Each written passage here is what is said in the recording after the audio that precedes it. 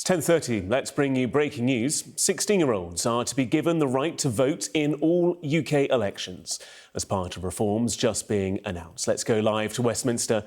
Our political correspondent Mari Aurora is standing by for us. Mari, what's the government proposing? Yeah, morning, Gareth. So this is a manifesto pledge, and what Labour is saying is it is a manifesto promise delivered. So in the next general election, 16 and 17-year-olds will legally be allowed to vote. Really interesting in terms of these reforms. Now, the government are saying that there are three things that they are focusing on when it comes to these election reforms. First of all, that age change, of course. Second of all, they are going to allow bank cards to be able to be used as voter ID. Remember, the Conservatives brought in voter ID. People had to have very specific forms of ID in order to vote, and if you didn't, you were no longer allowed, even if you were registered to vote. Well, they are changing that, so you can also now use your bank cards. They say that that is going to extend people's ability to exercise their democratic rights. And then third of all, they are going to be toughening up some of the rules to guard against foreign political interference and also the abuse of campaigners. Now, let's look at the voter age just for a second.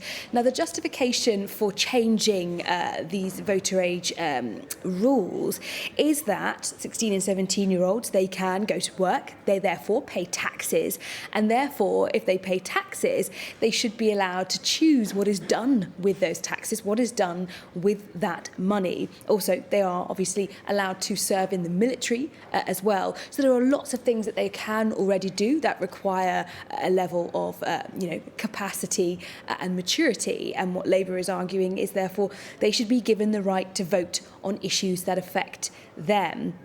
They say it will bring the UK elections in line with Scotland and Wales, who already have changed the age on voting, and is a major step forward toward meeting manifesto pledges on this.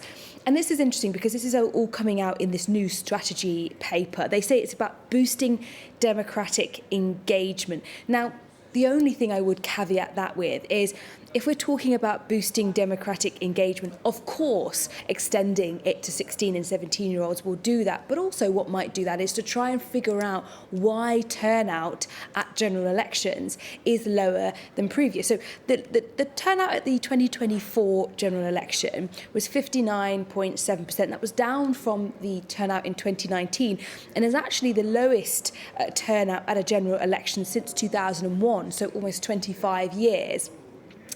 And actually, some people would argue, isn't it better to focus on why the turnout might be so low and look at that and engaging voters who are already above 18?